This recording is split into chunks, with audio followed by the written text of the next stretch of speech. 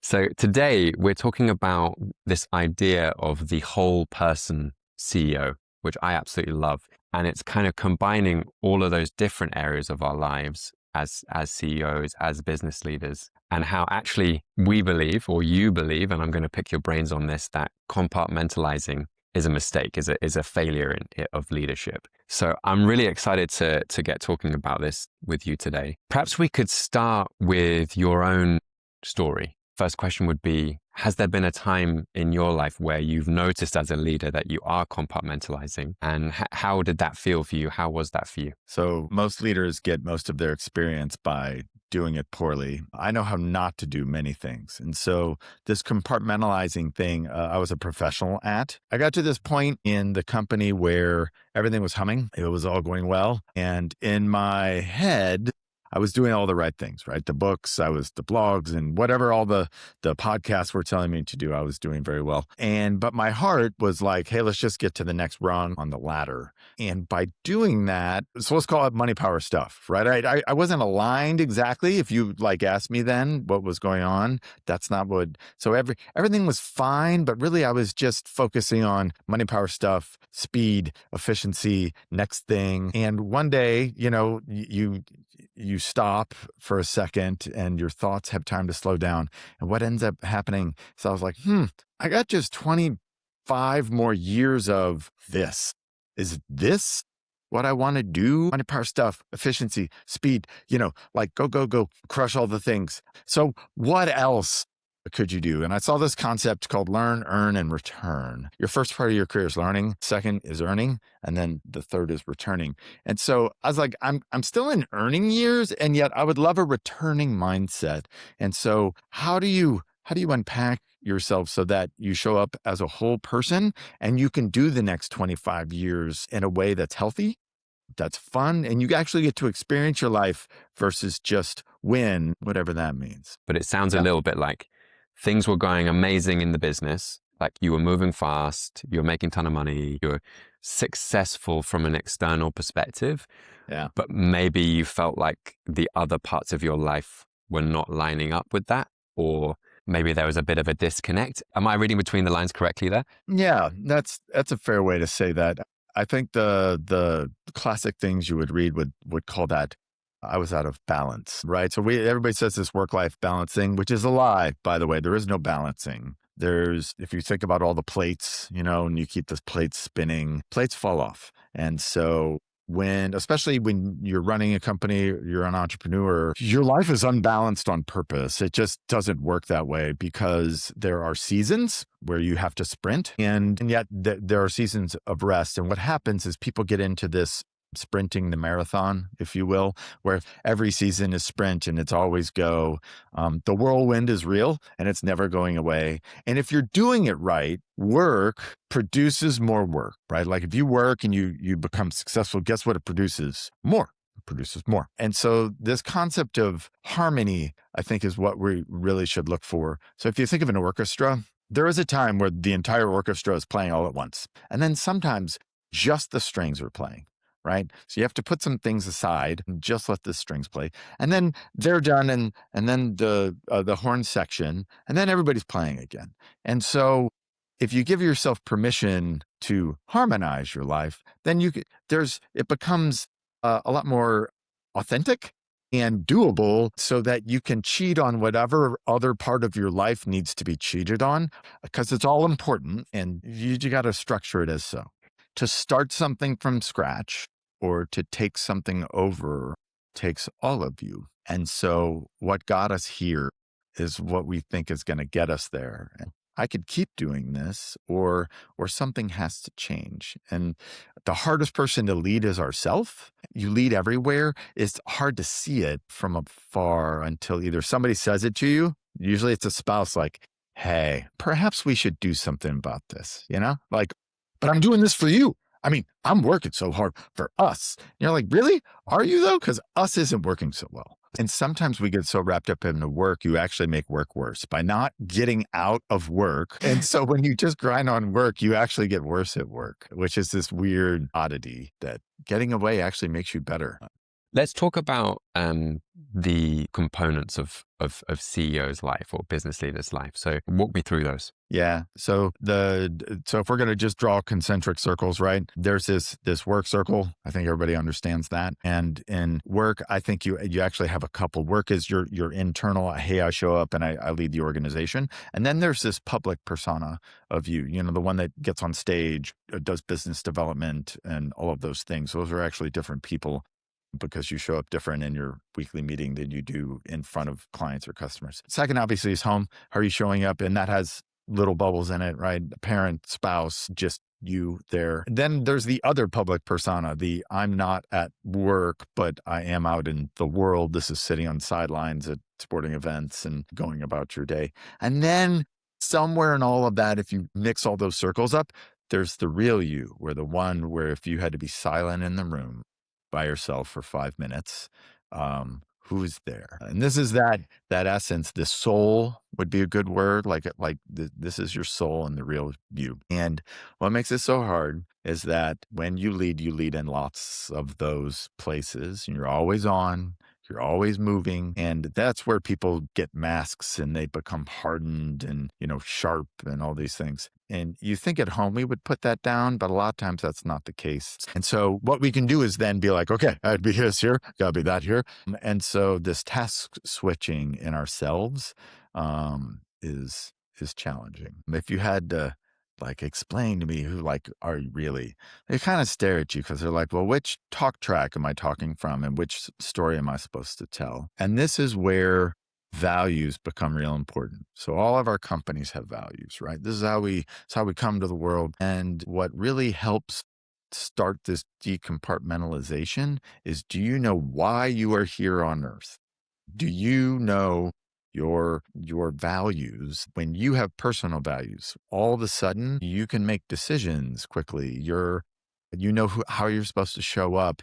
And if they are your values, everywhere you go, that's who you should be. So I ended up building a one-line thing of why am I here on earth? So I come alongside other people to help them grow.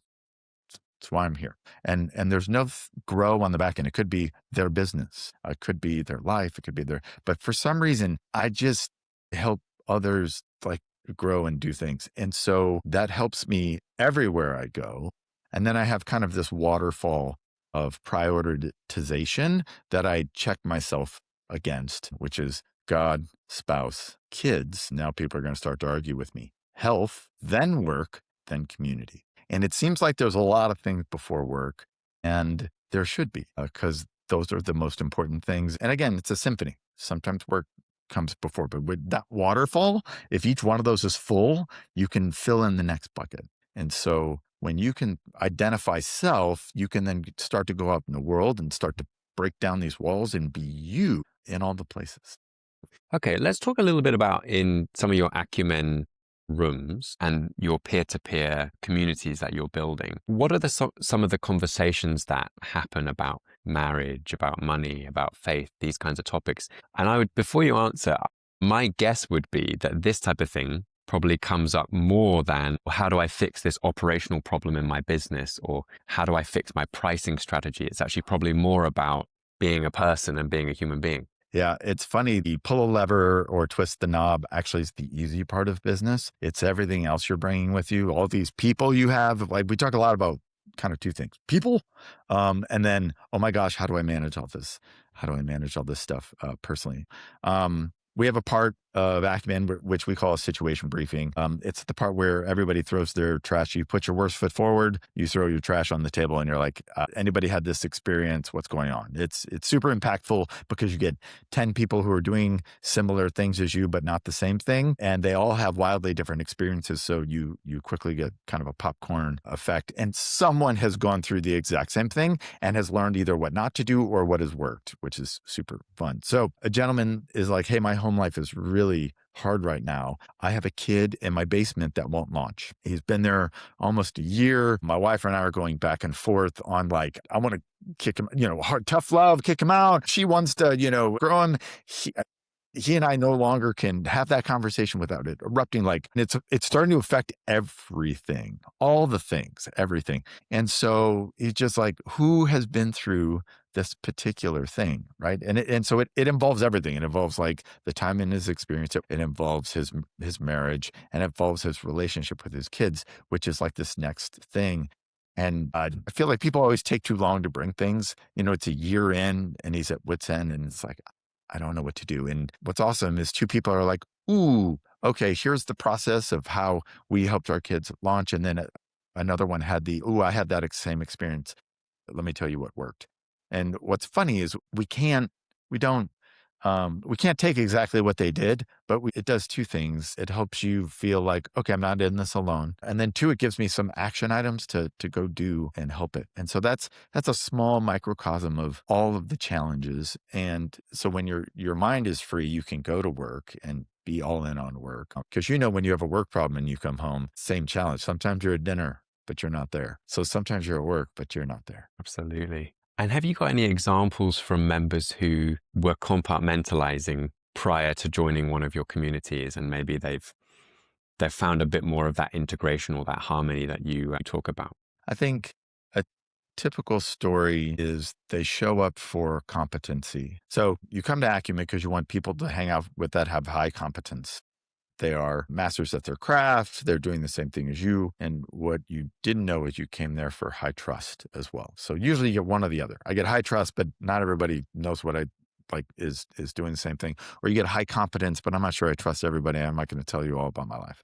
And so you show up with this, I need truth, and we're going to go kill it. And over time, this trust thing happens, and you see others living their lives. So there was a gentleman who showed up, amazing, ridiculously profitable business. And you win. We do spouse events.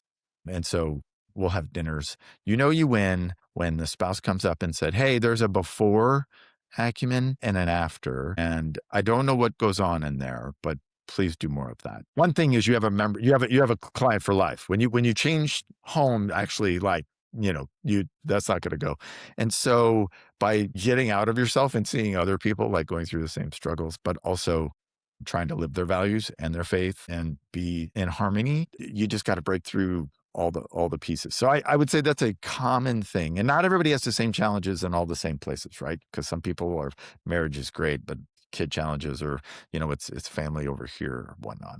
So yeah, that's, we come alongside other people to help them grow. That's why we exist. Pretty cool. I love it. Final question. If I'm watching this or listening to this and I'm a CEO and I know that my life is somewhat compartmentalized, so like I'm a different person at home as I am at work and in my public persona of work, and then if I'm alone in a room, I'm a completely different person as well. What would your advice be to someone who's in that position right now, who this is resonating with them? All right. So pick one of these three things. If you give one, I'm like, I don't know if I'm going to do that. So pick one of these three. Do one. One would be go talk to a person close to you and ask them who you are and how you go, and get an honest assessment. We like to call it stab you in the front. Ask them to stab you in the front. Like with a big sword sticking out, give them permission to be honest with you, and don't be defensive and listen. So if that's a spouse, if that's a number two in your company, of like, hey, how's this going? And how am I showing up? Am I compartmentalized? Am I there? That conversation starter, just with an honest assessment of yourself, that you actually want to hear, is pretty good. Option two would be write down your values. What are your values personally? They might mimic your company's, but a lot of times you're made different than your company, and those should be separate and different. So what are they? And then after you write them down, how you doing? Are you living them? And then three, and this would be simple. A lot of times you're like, gosh, I don't know where to start. There's a phrase that I think is fun. And this is kind of the family work thing. I used to say, I have to pick my kids up, or I have to go to this event in the afternoon. And as an entrepreneur, the whole point you did this is for opportunities to do stuff. So now I get to. I get to pick my children up, and this have to get to thing. So what are you saying I have to? Or, and you're mad about it and you're in the car and you can't believe because you have so many other things to do, as opposed to like, I get to do this because I've done that. That's a way to start seeing like which parts of my lives are odds and how do I soften that? So pick one. There, you know, different forms of easy and hardness there, but that's a great place to start.